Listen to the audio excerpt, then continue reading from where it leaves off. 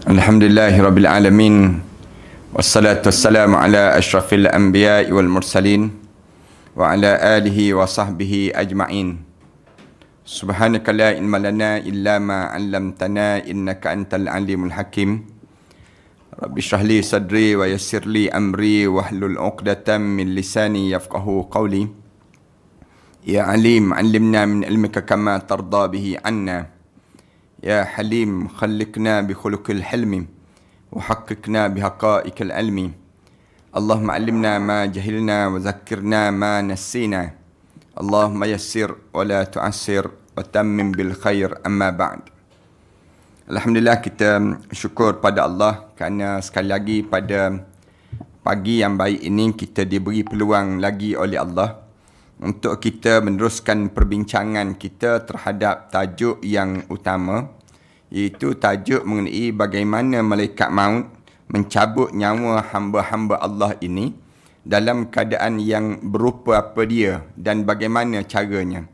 Kita belajar pada pengajian yang sudah, di mana Rasulullah sallallahu alaihi wasallam sendiri sebut pada kitanya bahawa malaikat maut ini dia akan berdiri di tiap-tiap rumah setiap di kalangan hamba-hamba Allah ini sebanyak 5 kali sehari. Bila malaikat maut telah menentukan bahawa orang tersebut akan meninggal dunia, maka di waktu itu putuslah rezeki dia serta ajal orang tersebut. Maknanya sampai saat di mana kita ni mati, maka bila hari kedatangan malaikat maut itu hari kematian kita, maka habislah rezeki kita. Allah dah tutup dah rezeki kita dan juga ditentukan ajal pada kita ini sendiri. Dan malaikat maut ni akan berucap di kalangan orang yang meninggal dunia tersebut ataupun pada keluarga yang meninggal dunia ni, aku akan datang pada kamu semua sehingga tidak ada seorang pun yang berbaki di atas dunia ini. Ni pada muka surat 110. Kita berhenti pada pengajian yang lepasnya ialah di mana Rasulullah sallallahu alaihi wasallam cerita pada kitanya bahawa setiap di kalangan kita ni akan mati. Tak ada seorang pun yang tak akan mati. Semuanya akan mati. Bila kita sebut kita ni mati, maka di waktu ini kita kena faham yang kita bawa ialah amalan. Kita tak bawa lagi yang disebut dengan harta benda kita. Yang kita cari setiap ketika dan setiap masa ni, pada kita ni, dalam hidup kita ni, kita cari rezeki kita cari yang disebut dengan berbagai-bagai cara yang kita cari ni. Tapi yang kita cari tadi, waktu mana kita menghadap di hadapan Allah Subhanahu Wa Taala, di waktu tersebut kita akan bawa amalan untuk dihadapkan di hadapan Allah Subhanahu Wa Taala. Ini yang kita kena faham di waktu mana kita hidup di atas muka bumi ini. Rugilah kalau sekiranya kita terperangkap dengan perangkap-perangkap dunia, tapi kita tak buat persiapan untuk kita nak menghadap di hadapan Allah Subhanahu Wa Taala. Hari ini kita sambung terhadap perbincangan dalam pada tajuk yang sama pada muka surat 110 ini, di mana kita sampai pada diriwayatkan oleh Ja'far bin Muhammad daripada ayahnya. Dia mengatakan bahawa Rasulullah sallallahu alaihi wasallam melihat malaikat maut tepat di atas kepala seorang pemuda Ansar. Satu ketika di mana Rasulullah sallallahu alaihi wasallam tengok ada malaikat maut itu berada tepat di atas kepala seorang pemuda Ansar.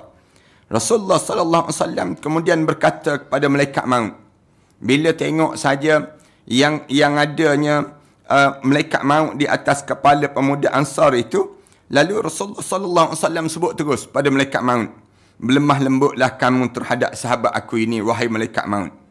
Malaikat maut, kamu jangan berkasar dengan sahabat aku ni, kerana dia seorang mukmin." Rasulullah sebut demikian.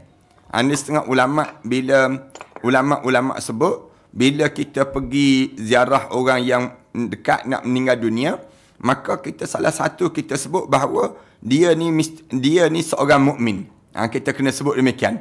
Kalaulah sekiranya kita nampak nazak sangat dah seorang tersebut, maka cara Rasulullah sallallahu alaihi wasallam ni, Rasulullah sebut terus, "Melemah lembutlah wahai malaikat maut terhadap sahabat aku ini, kerana dia seorang mukmin."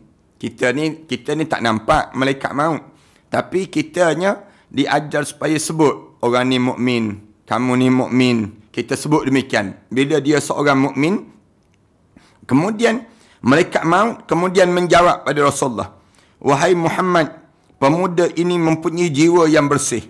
Malaikat maut tersebut, "Ya Rasulullah, dia ni pemuda ni jiwa dia bersih dan pandangan yang lembut."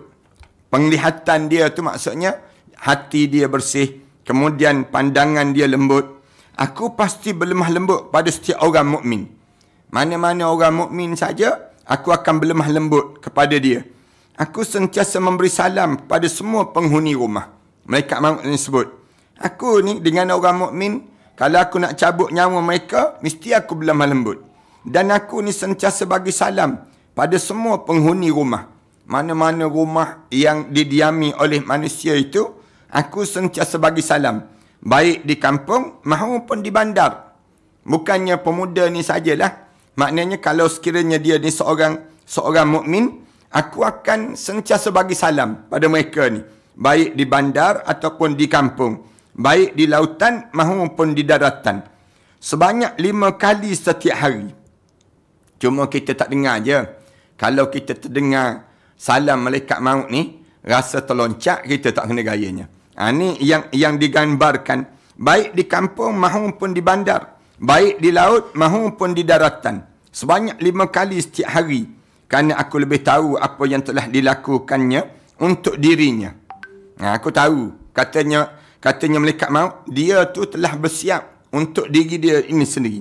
Baik ketika kecil maupun setelah mana dia dewasa. Maknanya, setiap di kalangan kita ni, malaikat maut ni perhati semenjak daripada kita kecil, sampailah kita dewasa. Sampailah kita tua saat ini. Demi Allah, wahai Muhammad, apabila Allah telah menentukan nyawanya yang akan dicabut, maka aku akan melaksanakan keputusannya tanpa mengubahnya sedikit sekalipun. Maknanya cara malaikat maut tersebut ada Rasulullah sallallahu alaihi wasallam, waktu mana nak dicabut nyawa ni, aku tengok semua perangai orang ni sendiri. Orang yang aku nak cabut ni macam mana cara gaya dia hidup semenjak daripada dia kecil sampailah dia dewasa. Sampai dia tua ni, aku tengok bagaimana peribadi dia.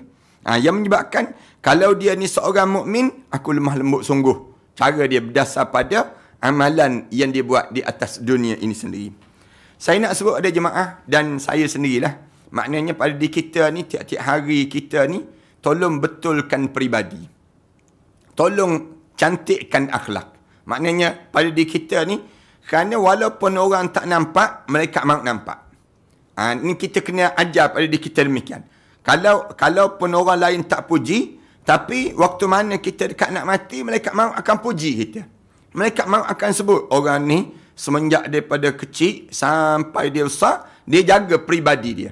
Oleh kerana dia jaga peribadi dia, aku akan jaga tubuh badan dia dan lemah lembut saat mana nak dicabut nyawa dia ni sendiri. Kalau kita nak suruh berlemah lembut lah, waktu mana dekat nak meninggal dunia, jangan direntak, ditarik, diseret di saat mana kita nak menghadap depan Allah tu, suasana yang menakutkan dan mengerikan. Jangan. Tetapi kalau kita nak suruh kita ni menghadap depan Allah dalam keadaan yang paling tenang, dalam keadaan yang paling lapang, maka kita diajar supaya bentuk peribadi kita ni sekarang. Cantikkan akhlak kita. Cantikkan peribadi kita ni.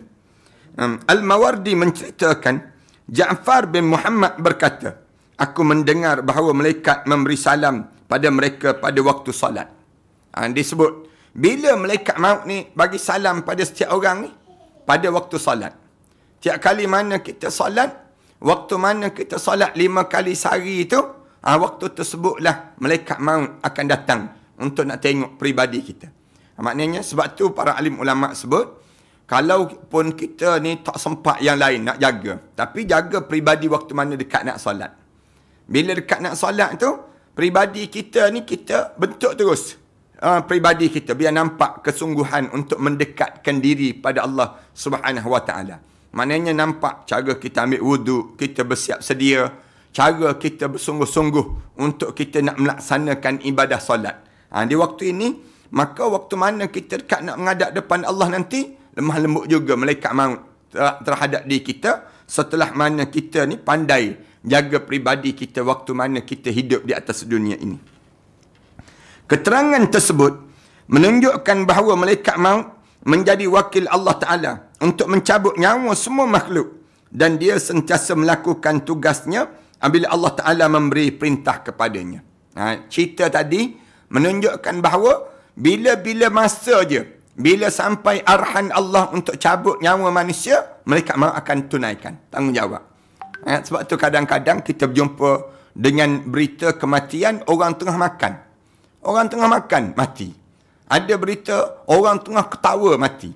Ada kita baca berita orang baru nak solat, mati. Ada orang yang dalam keadaan dia sedang tidur, dia mati. Maknanya, kenapa berita ni berbeza-beza tentang kematian seorang? Kerana bila terima arahan, tak kira masa mana, ketika mana, bagaimana keadaan kita, lalu malaikat maut akan cabut nyawa kita ini untuk di saat itu kita menghadap di hadapan Allah Subhanahu wa taala. Keterangan Ibnu Atiyah berkata, dalam satu hadis diceritakan, keterangan tersebut menunjukkan bahawa malaikat maut menjadi wakil Allah untuk mencabut nyawa semua makhluk dan dia sentiasa melakukan tugas apabila Allah memberikan perintah kepadanya. Ibnu Atiyah berkata, dalam satu hadis diceritakan bahawa nyawa semua binatang ternakan terus dicabut oleh Allah Ta'ala tanpa perantaraan malaikat maut. Binatang-binatang Allah sendiri cabut. Nyawa binatang. Disebut demikian. Seolah-olah Allah menghilangkan kehidupannya tanpa menggunakan malaikat maut.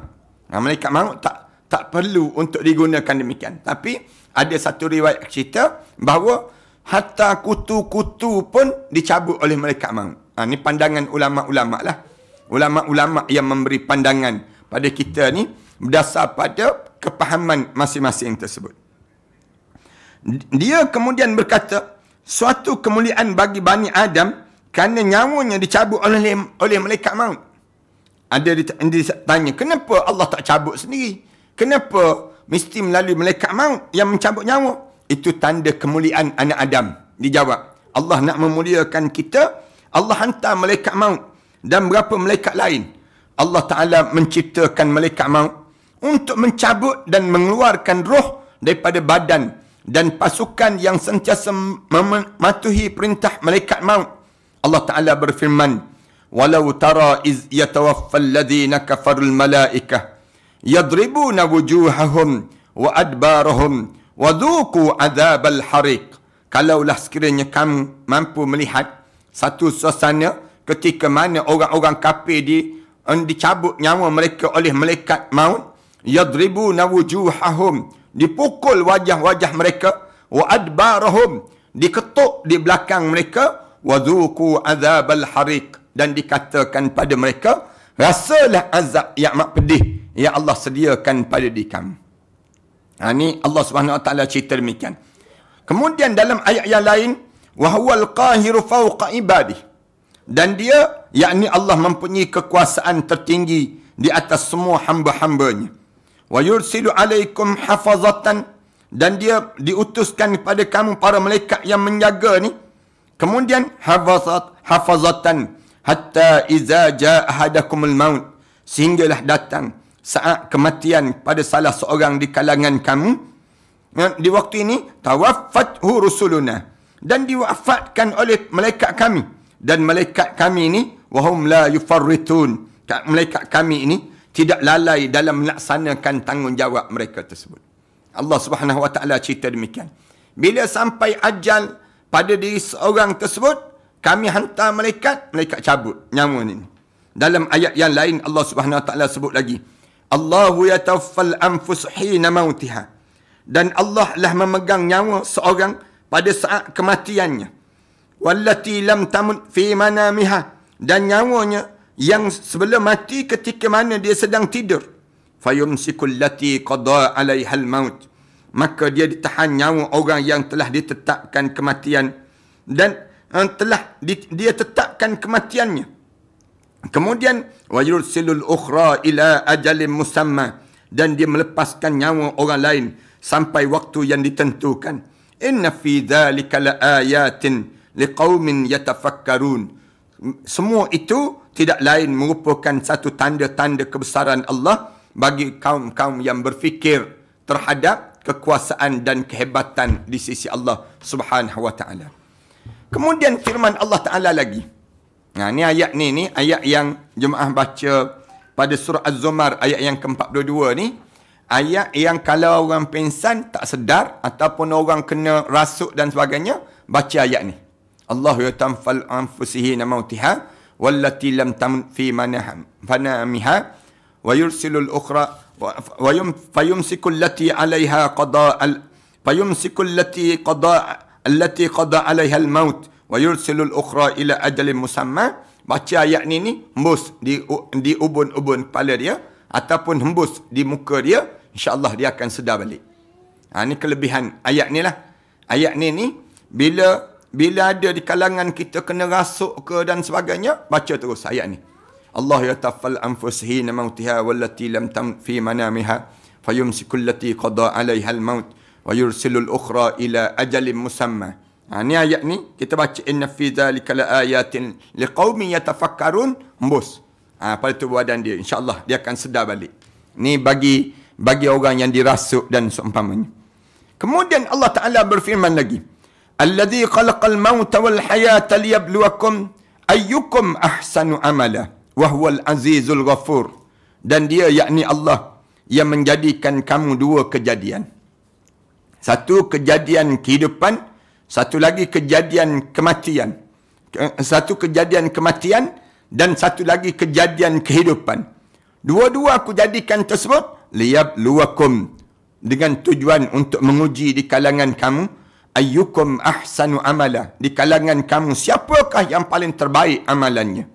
Wa huwal azizul ghafur, dan dia yakni Allah Maha perkasa dan juga Maha mengampun segala dosa manusia. Surah Al-Mulk. Kemudian dalam surah Al-Baqarah Allah Subhanahu wa taala sebut, alam tara ila allazi hajja Ibrahim fi rabbih an ataahu Allahul mulk iz qala Ibrahim rabbiyalladzi yuhyi wa yumit. Tidakkah kamu perhatikan orang yang berdebat dengan Nabi Ibrahim, dengan Ibrahim tentang Tuhannya? Mereka yang mempertanyakan pada Nabi Ibrahim tentang Allah. An ataahu Allahul mulk, kerana Allah telah memberinya, Allah lebih berkuasa daripada yang ni. Cara. Yang tadi sekejap ada, sekejap tak ada. Ni manusia. Manusia. Sebagaimana ayat yang kita belajar ni kan. Allah boleh menghidup dan mematikan. Ada juga orang sebut, aku pun boleh hidup dan mematikan. Macam kamera ni. Sekejap tadi ada, sekejap tak ada. Gambar ni sendiri.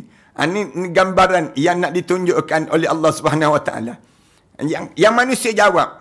Bila begitu Nabi Ibrahim AS bagi tahu balik. Allah Subhanahu Wa Taala bagi tahu balik, dia kata, dalam keadaan sebegini, lalu dalam keadaan sebegini Allah berkuasa menaikkan matahari sebelah timur dan menenggelamkan sebelah barat. Lalu cuba kamu buat, naikkan sebelah barat, tenggelamkan sebelah timur. Cuba kamu buat.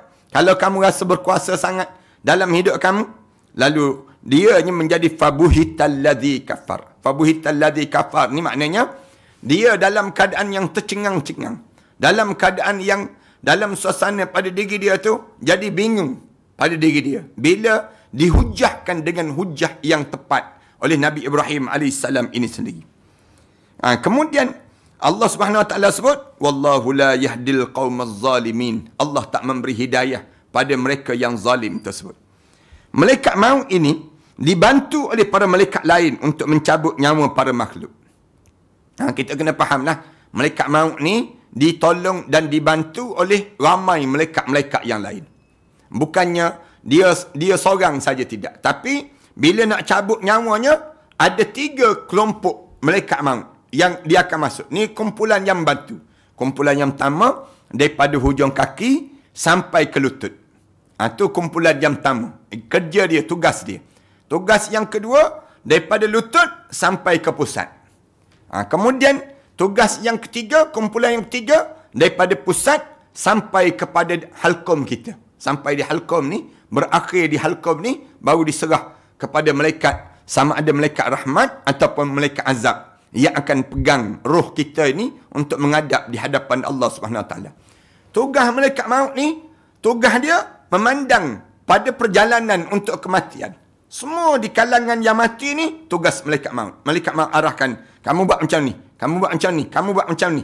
Lalu dibuat oleh malaikat-malaikat lain yang malaikat membantu ni untuk mencabutkan nyawa di kalangan hamba-hamba Allah yang mati ini sendiri. Kalau kita pergi restoran tu pun seorang je chef. Chef yang seorang tu, dia diarahkan, dibantu oleh semua chef-chef yang lain. Itu misal contoh demikian. Sama juga kita masuk dalam kapal terbang. Ada seorang je ketua terhadap pramugari ataupun pramugara tersebut. Maknanya yang lain tu, kerja-kerja lain, bantu, tolong. Bantu ni tugas-tugasan ketua. Demikian yang mencabut nyawa kita ni, yang disebut dengan malaikat maut, dibantu oleh pembantu-pembantunya. Sedangkan yang matikan adalah Allah. Yang mati ni ialah Allah. Nyawa-nyawa manusia ini sendiri. Keterangan ini merupakan gabungan keterangan yang ada dalam beberapa ayat ataupun hadis yang kita belajar sebentar tadi. Allah Ta'ala memberi kuasa pada malaikat maut untuk mencabut nyawa manusia. Yang cabut nyawa manusia ni, malaikat maut. Tapi yang matikan kita ialah Allah. Cabut pun kalau tak mati, dalam genggaman kekuasaan Allah. Itu Allah Subhanahu Wa Ta'ala sebut, fayumsikul lati qada alaihal maut. Yang Allah menahan sampai bila kematian kamu ni akan berlaku. Sebab tu bila cabut saja tubuh badan kita ni, bila keluar saja, Allah pegang nyawa-nyawa setiap manusia ini sendiri. Sama ada Allah nak hantar balik ataupun Allah tak hantar dah pada tubuh badan seorang ketika mana tidur seorang itu sendiri. Ini masa kita tidur tu, kita boleh nampak, kita boleh rasa saat mana roh kita keluar daripada jasad kita ini. Kemudian, maka malaikat maut dengan kematian kaitannya amat erat sehingga kan dia dikatakan sebagai pencabut nyawa. Nak disebutnya, malaikat maut ni sampai Allah Subhanahu Wa Ta'ala kaitkan yang cabut nyawa ialah malaikat maut. Yang matikan kita ni ialah Allah. Allah lah yang menentukan hidup ataupun mati seseorang tersebut. Penulis, yakni Imam Qurtubi rahimahullah, menceritakan satu peristiwa bagaimana dalam hadis dalam hadis Ibnu Mas'ud radhiyallahu anhu bersabda, inna hadakum yujma'u khalqahu fi batni ummihi 40 yawman. Hadis Ibnu Mas'ud ni sebut, sesungguhnya kamu dikumpulkan dalam perut ibu kamu selama 40 hari. Dia panggil nutfah. Thumma yakuna fi dhalika alaqah. Kemudian lepas pada 40 hari lagi kamu jadi alaqah. Kemudian misla dhalik. Thumma yakuna fi dhalika mudghah. Kemudian lepas pada 40 hari lagi yang kalian dalam hidup kita ni dia menjadi gumpalan darah. Mudghah dipanggil. Jadi cukup 120 hari. 120 hari tersebut cukup 3 bulan, 4 bulan 10 hari itu datang malaikat yang mula mencatat amalan kita ni misla dhalik. Summa yursalul malak fayunfaku fihi ruh. Kemudian 4 bulan 10 hari lepas tersebut datang malaikat mula tiup roh. Mula tiup roh dalam tubuh badan seorang. Bila tiup saja roh tersebut, wa yu'maru bi 4 kalimat. Mula diarahkan tulis tentang 4 perkara yang kita akan lalui dalam perjalanan hidup kita. Bikatbi rizki, tulis rezeki kita, dengan rezeki kita banyak mana. Sebab tu Islam larang jangan makan rasuah. Kerana setiap orang ni ada rezeki yang Allah dah tulis dalam hidup dia. Itu cara dalam Islam demikian. Kemudian bikatbi ajalih, ajal kita. Wa amalih, amalan kita. Kahwin dengan siapa, duduk di mana, di kampung mana. Ni dipanggil wa amalih. Dan yang akhir sekali tulis pada seorang ni sama ada dia di kalangan ahli syurga ataupun dia ni di kalangan ahli neraka. Ni dalam hadis 40 para hadirin sekalian boleh berjumpa cerita tentang perkara demikian. Kalimah yang mengatakan mengumpulkan proses kejadian dalam perut ibunya sudah dijelas dalam hadis Ibnu Mas'ud yang diriwayatkan oleh Al-A'mashi daripada Qaisamah yang menceritakan demikian. Menurut Abdullah, makna perkataan mengumpulkan proses kejadian dalam perut ibunya adalah apabila air mani telah berada dalam rahim seorang ibu, selama 40 hari. Allah masukkan, letak dalam perut ibu tersebut selama 40 hari. Kejadian yang nak jadikan manusia ini sendiri. Dipanggil nutfah. Dalam istilah sains, dipanggil zygote. Kemudian jadi embrio. Kemudian jadi fetus. Ini kejadian yang diistilahkan dalam istilah sains. Manakala dalam istilah agama dipanggil nutfah. Summa alaqah. Summa mudrah. Kamu jadi nutfah. Kemudian kamu menjadi alaqah. Kemudian kamu jadi mudrah. Maka Allah Ta'ala menjadikannya seorang manusia yang semua proses kejadiannya berlangsung di dalam rahim.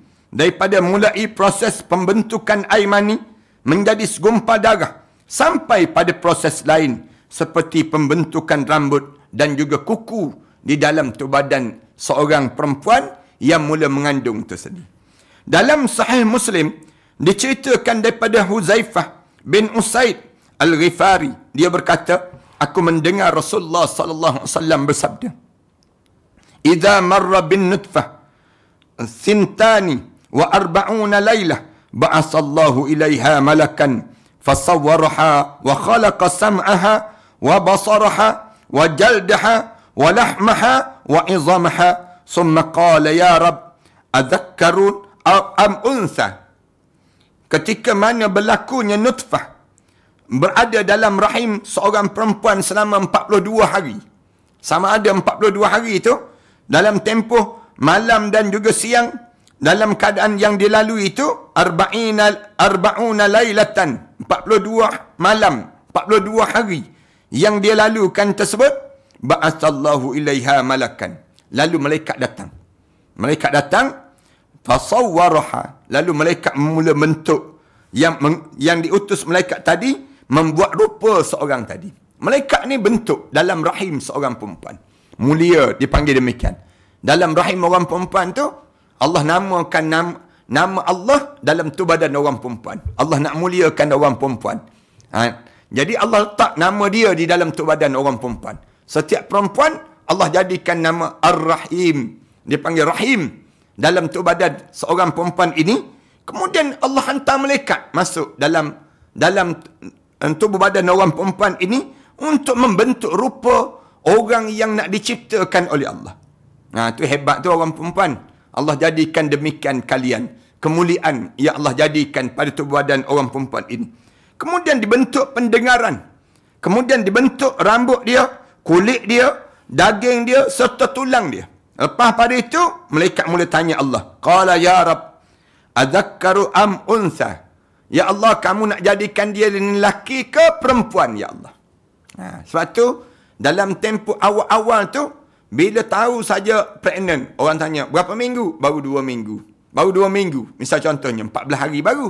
Maka di waktu ini, kita boleh berdoa kepada Allah. Ya Allah, jadikanlah anak lelaki. Ya Allah, jadikanlah anak lelaki. Sebab dah berderet dah anak perempuan. Misal contohnya. Ataupun kitanya, doa pada Allah. Ya Allah, naklah anak perempuan. Sebab, semua dinding rumah saya diconteng oleh anak lelaki. Kita sebut demikian. Maknanya kita cerita pada Allah demikian. Nak anak perempuan pula lah, ya Allah. Biar jadi bunga dalam kekeluargaan kami. Kita berdoa tempoh tu yang menyebabkan doa kita mustajab ikut yang di doa kita, lalu Allah perkenankan. Jadi anak lelaki, jadi anak perempuan. Tu cara demikian. Ada orang dia kata, tak apalah Ustaz, datanglah asal anak saya je. Lelaki ke perempuan pun saya terima. Alhamdulillah. Ada yang demikian. Maknanya, kita redha je pemberian Allah. Yang pentingnya anak kita. Tu cara. Tapi ada orang dia nak anak ni selang bunga. Selang bunga dipanggil. Perempuan, lelaki, perempuan, lelaki. Ada juga demikian. Ada orang kata, saya nak anak saya satu pasukan bola. Dia sebut demikian. 12 orang. Derek dia anak dia lelaki.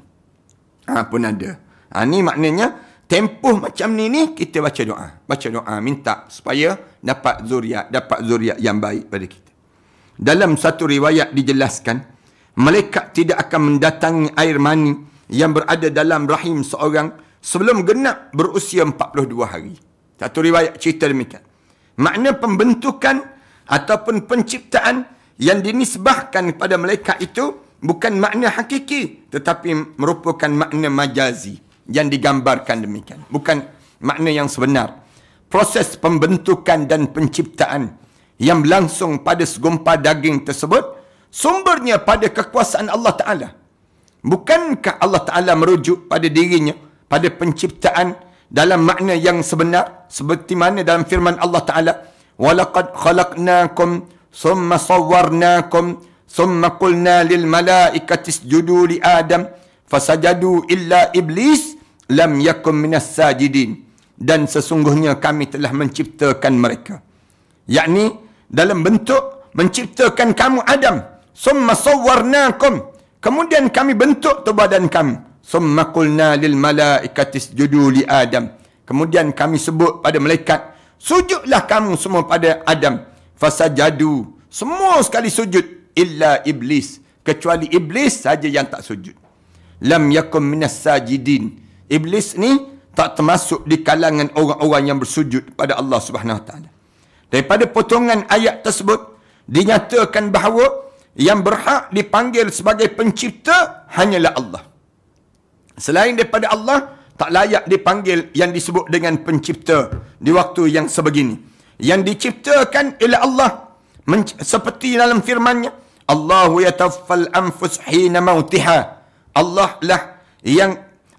lah yang memegang nyawa seorang pada saat kematiannya.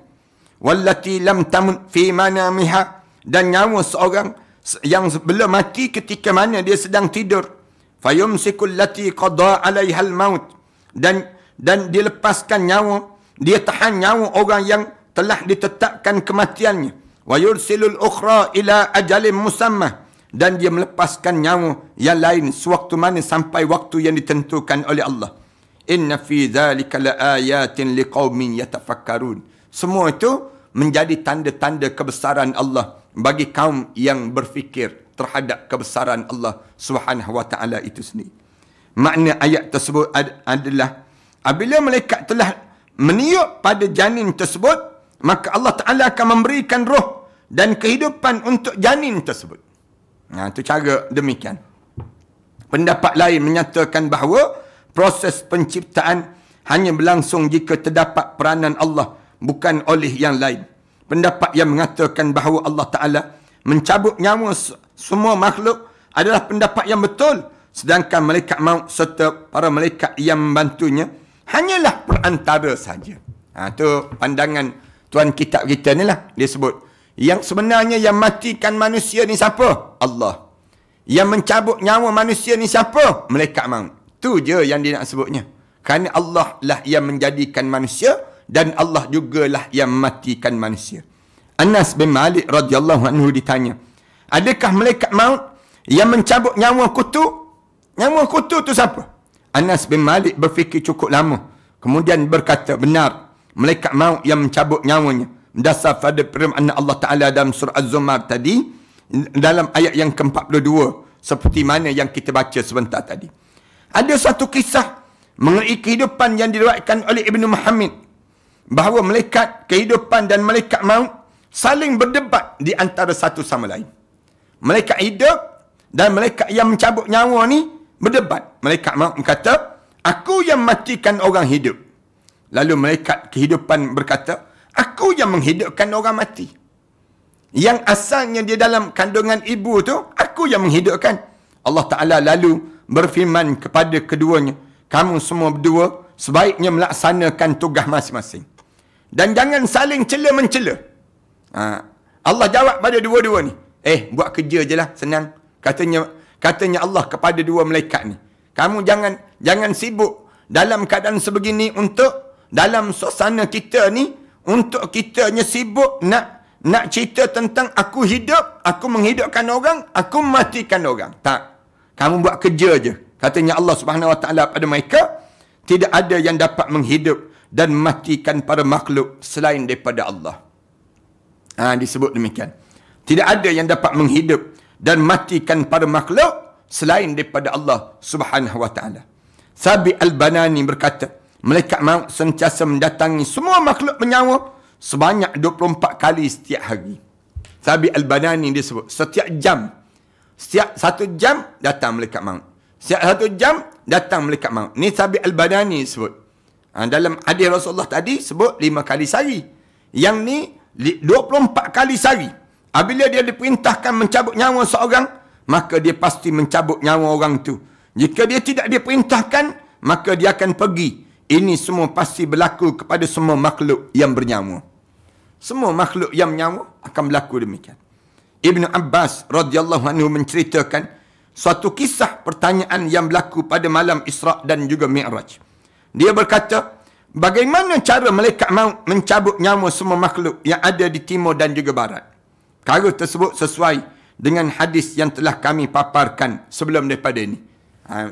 Bagaimana cabut nyawa sebelah barat dan juga sebelah timur? Bila tengok dalam Isra' Mi'raj tu, Rasulullah tengok dunia ni di antara lutut kanan dan lutut kiri je pada malaikat maut. Maknanya senang je dia nak cabut. Tengah-tengah tu dia cabut. Begitu je. Nak cabut nyawa manusia ni senang sangat di saat demikian. Rasulullah bersabda, malaikat maut akan melihat wajah semua hamba sebanyak 70 kali sehari. Ini 70 kali pula. Tadi 5 kali. Kemudian ada pandangan 24 kali. Yang ni Rasulullah sebut, malaikat maut akan melihat wajah setiap hamba ni sebanyak lebih kurang 70 kali sehari. 70 kali sehari. Apabila ada hamba yang ketawa, padahal ajalnya akan segera datang. Ada orang tengah ketawa. Tengah suka ni. Padahal ajal sedang bergerak untuk mencabut nyawa dia tadi. Kemudian, maka malaikat maut akan berkata, orang ni pelik. Aku datang untuk mencabut nyawa dia, tapi dia masih lagi dalam keadaan ketawa. Padahal, dia ni sedang mati. Dia sedang untuk menuju kematian. Tiba-tiba, dia sedang ketawa di saat yang sedemikian rupa. Allahu Akbar. Mudah-mudahan kita tak terleka lah dalam hidup kita ni. Sewaktu mana kita hidup di atas dunia ni, jangan leka sangat. Nak ketawa pun, simpan-simpan sikit. Sebagaimana dalam hidup kita ni, jangan kita ketawa berdekah-dekah sampai kita tak sedar diri. Jangan. Tetapi pastikan waktu mana kita ketawa tu, dalam keadaan yang kita ni, benar-benar sedang dalam keadaan yang kita yakin. Di mana kita ni akan panjang lagi umur. Jangan kita tengah-tengah ketawa, tiba-tiba malaikat maut diri dah depan muka kita. Malaikat maut berheran. Pelik aku dengan dia ni. Aku nak cabut nyawa, senyum-senyum lagi. Ketawa berdekah pula tu, dianya yang menyebabkan di waktu ini kerugianlah pada diri kita ini sendiri. Sebab malaikat maut mencabut nyawa para makhluk. Mengapa malaikat maut ni mencabut nyawa setiap makhluk ini sendiri? Sikit lagi boleh ya? Sikit lagi. Tajuk yang kita bincangkan ini. Az-Zuhri dan juga Wahab bin Munabbih meriwayatkan Allah Ta'ala menyuruh Jibril AS untuk mengambil beberapa tanah daripada bumi. Dan Allah Ta'ala menjadikan daripada tanah tersebut suatu makhluk. Suatu makhluk. Kemudian malaikat Jibril AS memohon kepada Allah Ta'ala kerana dia tidak mampu melaksanakan tugas tersebut. Dan Allah Ta'ala mengabulkan permohonannya. Allah Ta'ala kemudian mengutuskan malaikat Mikail untuk melakukan tugas yang sama. Turun ke bumi, cari tanah, kemudian ambil tanah tu aku nak buat makhluk. Tu peringkat awal nak jadi manusia. Malaikat Jibril turun, tak sanggup. Tak boleh nak buat. Kemudian, bila begitu, diarahkan malaikat Mikail. Mikail, kamu turun ke bumi, kamu cari tanah, aku nak buat makhluk. Tak bagi tahu lagi nak buat apa dia, manusia ke nak buat apa. Tapi arahkan malaikat Mikail. Lakukan tugas yang sama. Seperti yang diperintahkan oleh Allah kepada malaikat Jibril. Malaikat Jibril tak sanggup dah.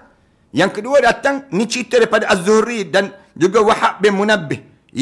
Yang suruh malaikat Jibril AS untuk ambil tanah. Nak buat makhluk ni di atas muka bumi ni sendiri. Malaikat Jibril tak sanggup. Kemudian arahkan malaikat Mikail. Lakukan yang sama. Tetapi malaikat Mikail pun tak sanggup melakukannya. Malaikat Mikail pun tak tahu nak buat macam mana. Ni peringkat tak ada lagi manusia ni. Atas muka bumi ni. Yang ada Allah, malaikat, yang kejadian di saat tersebut. Kemudian, arahkan malaikat Mikail. Mikail pun tak sanggup. Allah Ta'ala kemudian mengutuskan malaikat Israel. Hantar malaikat Israel. Dan Israel juga memohon pada Allah bahawa dia tidak mahu melakukan tugas tersebut.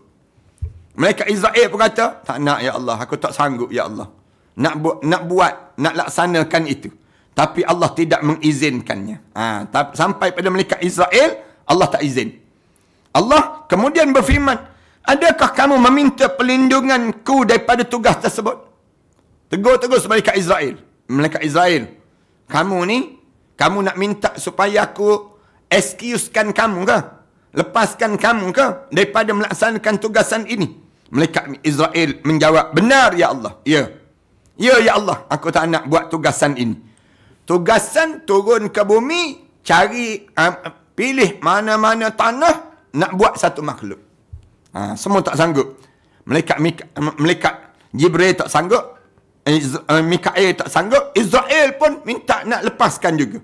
Allah Ta'ala berfirman, mengapa kamu tidak mengasihinya sebagaimana yang telah dilakukan oleh kedua teman kamu, Jibril dan Mikail terhadapnya? Israel kemudian berkata, mentaati perintah kamu lebih wajib bagi aku daripada memberikan rahmat padanya. Akhirnya, malaikat Israel kata, aku taat pada perintah kamu. Allah Ta'ala berfirman, pergilah kamu, wahai malaikat maut. Aku telah memberi kuasa untuk mencabut nyawa mereka. Kamu pergi. Aku benarkan kamu cabut nyawa. Malaikat maut lalu menangis. Allah Ta'ala bertanya, apa yang membuatkan kamu menangis? Malaikat maut menjawab, kamu menjadikan daripada makhluk ini para nabi dan juga rasul, serta orang kesayangan kamu. Dan kamu menciptakan suatu yang amat dibenci oleh mereka itu. Iaitu, yang mereka benci sekali sepanjang hidup atas dunia ni, benda yang paling dibenci mati. Matilah benda yang kamu paling benci. Jika mereka tahu bahawa aku yang mencabut nyawa mereka, maka mereka pasti memaki dan membenci aku. Katanya malaikat Israel. Malaikat Israel kata, kalaulah mereka tahu aku yang mencabut nyawa mereka ni ya Allah, lalu mesti manusia ni kalau boleh buat tunjuk perasaan, dia akan buat tunjuk perasaan. Protes terhadap malaikat Israel. Kerana malaikat Israel lah yang menyebabkan kita mati. Kalau manusia dia tahu. Tapi nak sebutnya, Allah Ta'ala berfirman, aku menjadikan penyakit ataupun sebab yang lain sebagai penyebab kematian. Allah sebut, manusia tak akan cacing kamu. Sebab apa dia? Aku akan buat sebab untuk dimatikan seorang. Seorang yang dia nak mati itu, aku tak akan dimatikan dia begitu, tak ada. Tapi mesti ada penyebab. Kenapa mati ni? Sebab kemelangan jalan raya. Kenapa mati ni? Sebab kena COVID. Kenapa mati ni? Dia ada sebab. Sebab. Yang menyebabkan akhirnya tak nampak malaikat Israel yang mencabut nyawa.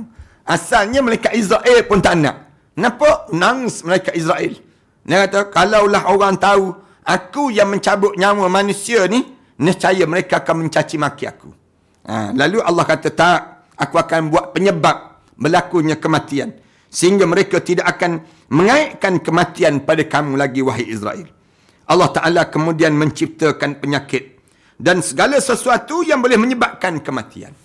Daripada sinilah Allah ciptakan penyakit. Penyakit yang tak boleh lari. Ada orang kata, saya boleh lari daripada penyakit Ustaz. Ada satu penyakit yang kamu tak boleh lari. Penyakit apa? Penyakit tua. Bila sampai tua, tak boleh lari. Di kalangan kita. Tak ada dah orang nak panggil abang, kakak, tak ada dah.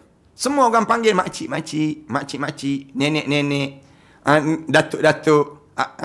Dulu orang panggil kita abang, kakak. Rasa bergaya je hidup ni. Jalan pun mengangkang je kita. Waktu mana kita dahulu. Nak sebutnya, hebatnya kita. Sekarang lonlai. Lutut pun longgar dah pada diri kita ni. Nak sebutnya gambaran bagaimana ni penyebab untuk berlakunya kematian. Lalu tak nampaklah yang orang tak akan kata jahat malaikat Israel. Tak ada. Orang tak akan sebut demikian. Tapi yang nampak apa dia? Yang nampak ialah kerana kita dah tua. Kerana kita dah ada penyakit. Kerana kita ni disebabkan penyakit ni Allah jadikan dengan tujuan untuk menjadikan diri kita ni, menjadikan kita ni tak nampak jahatnya yang disebut dengan malaikat Israel mencabut nyawa kita. Konon-kononnya. Dipahami demikian. Ibnu Abbas radhiyallahu anhu juga meriwayatkan hadis serupa, malaikat maut mengambil tanah asal kejadian Adam daripada 6 buah bumi, dan tanah yang paling banyak diambil adalah tanah yang berasal daripada bumi yang ke-6. Bumi yang ke-7 adalah neraka Jahannam. Ni perusuk dalam bumi ni Allah pilih yang disebut dengan tanah yang ke-6, lapisan yang ke-6 untuk dijadikan manusia. Yang ke-7 tu dalam bumi ni dipanggil neraka Jahannam. Bila turun ke bawah lagi. Kemudian bumi Yang ketujuh adalah neraka Jahannam. Sedangkan pada bumi yang ketujuh tidak terdapat apa-apa lagi. Allah jadikan manusia ni daripada lapisan bumi yang keenam. Lapisan bumi yang keenam tu. Kemudian setelah malaikat maut membawa tanah itu, Allah Ta'ala berfirman pada malaikat maut. Dah turun dah malaikat Israel dan malaikat Jibril tak sanggup. Malaikat Mikael tak sanggup. Malaikat Israel je yang mula-mula tak nak. Tapi akhirnya Allah arahkan juga kamu pergi. Supaya tak nak, ya Allah, kan nanti orang akan kata aku yang mencabut nyawa. Katanya Allah, tak, aku jadikan penyakit. Lalu turun, ambil tanah di lapisan yang keenam. Bila ambil tanah di lapisan yang keenam untuk dijadikan Adam AS. Ibn Abbas melihatkan hadis serupa, malaikat maut mengambil tanah asal kejadian Adam daripada 6 buah bumi dan tanah yang paling banyak diambil adalah tanah yang berasal daripada bumi yang keenam. Diambil yang paling banyak. Bumi yang ketujuh adalah neraka Jahannam. Sedangkan pada bumi yang ketujuh tidak terdapat apa-apa. Setelah mana malaikat maut membawa tanah itu, Allah Ta'ala berfirman padanya, sebaiknya mereka berlindung padaku daripada kamu. Sebaiknya mereka berlindung pada aku daripada kamu. Dibawa tersebut. Kemudian Al-Qutaibi menambah keterangan hadis tersebut. Dia menceritakan, bumi berkata kepada Allah Ta'ala, ya Allah, kamu menciptakan langit dan tidak mengurangkan sesuatu pun daripadanya. Tetapi kamu menciptakan aku. Kemudian kamu mengurangkan aku. Allah Ta'ala berfirman, aku bersumpah segala kebaikan yang dilakukan mereka akan aku berikan kepada kamu. Allah Subhanahu Wa Ta'ala jawab demikian. Bila ambil saja Adam AS, bumi pun sebut ada Allah. Ya Allah, kamu jadikan langit tak berkurang. Mengurangkan satu daripada dia. Langit untunglah jadi langit, katanya bumi. Bagi tahu pada Allah. Lalu Allah kata, aku tak kurangkan juga. Manakala kami ni, bumi ni kurang. Kamu ambil tanah di lapisan yang keenam tu jadi manusia. Allah kata, tak, aku tak kurang. Dengan kebaikan yang dia buat itu, kamu akan dapat kebaikan sama. Bumi berkata, aku juga bersumpah akan menyiksa sesiapa saja yang derhaka pada kamu, ya Allah. Demikian aku bersumpah pada kamu, ya Allah. Oleh kerana kalau mereka buat benda yang baik, untung aku. Tapi kalau mereka buat benda yang jahat, aku bersumpah aku akan seksa dia dalam kubur nanti. Bila dia masuk dalam kubur, aku akan balas. Kerana dia diambil daripada lapisan tanah yang keenam yang menyebabkan kekurangan pada dia aku, dijadikan manusia dan akhirnya mereka akan dikembalikan balik. Lalu Allah sebut, kalau dia buat benda yang baik, kamu dapat manfaat, wahai bumi. Kamu akan mendapat kebaikan daripada kebaikan yang mereka buat.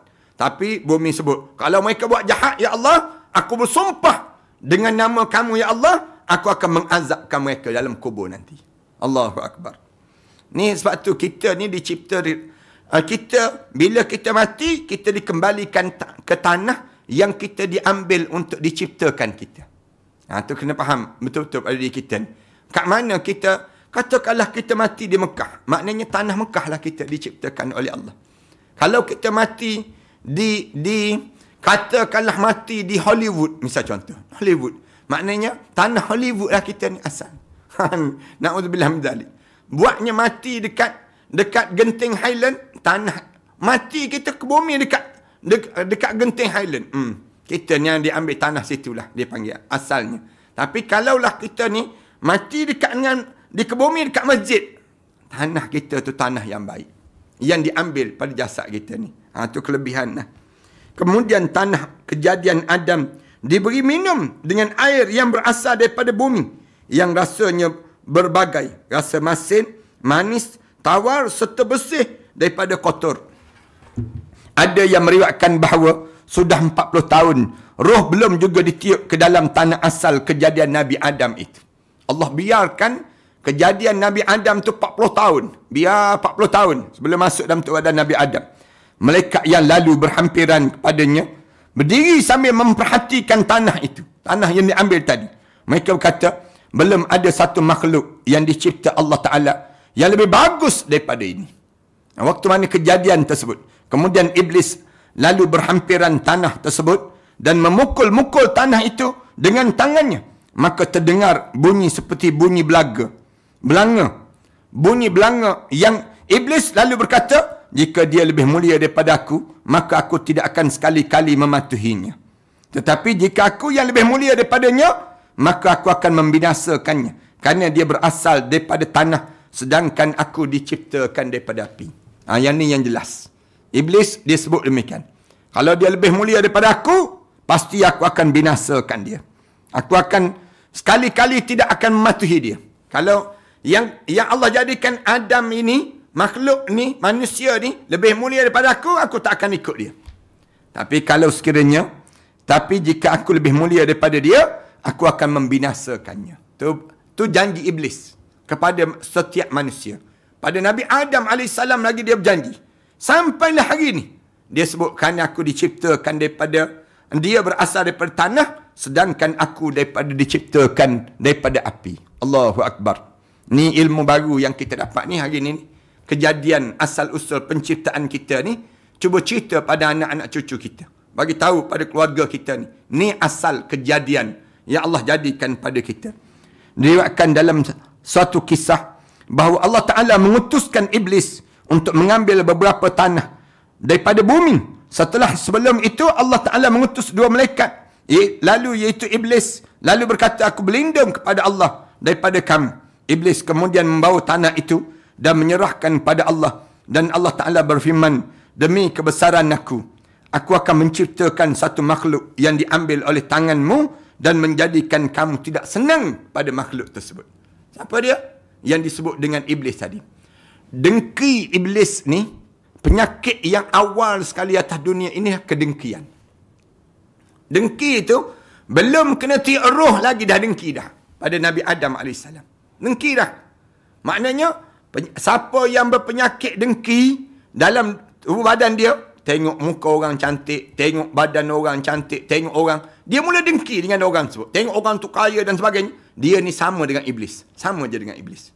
Kerana dengkinya iblis itu sejak berkurun lamanya, sampailah kejadian manusia, demikianlah Allah membalas kepada, demikianlah juga dengan perangai orang yang berdengki. Bila tengok orang lain lebih je dalam hidup seorang tersebut, tiba-tiba dia berdengki, sama je dia dengan iblis. Sama je perangai yang ada, yang mula-mula diciptakan manusia dan juga yang disebut dengan iblis tadi. Kemudian habislah tajuk ini, insya-Allah kita akan sambung. Mata terus memperhatikan ruh ketika mana keluar jasad itu. Insya-Allah pada pertemuan minggu yang akan datang kita akan sambung lagi bagaimana saat kematian kita, bila keluar pada roh kita daripada badan kita ni, mata ni memandang je roh keluar. Memandang roh keluar tu, macam mana kita nak lalui saat yang demikian. InsyaAllah tersambung pada pengajian yang akan datang nantilah insyaAllah.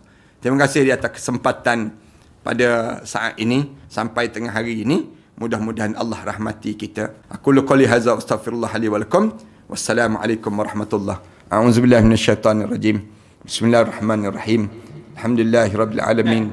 Wassalatu wassalamu ala asyrafil anbiya'i wal mursalin wa ala alihi wa sahbihi ajma'in. Rabbana iftah bainana wa bain qaumina bil haqq wa anta khairul fatihin. Rabbana zalamna anfusana wa illam taghfir lana wa tarhamna lanakuna minal khasirin. Rabbana atina fid dunya hasanah wa fil akhirati hasanah wa qina adzabannar. Alhamdulillahirabbil alamin.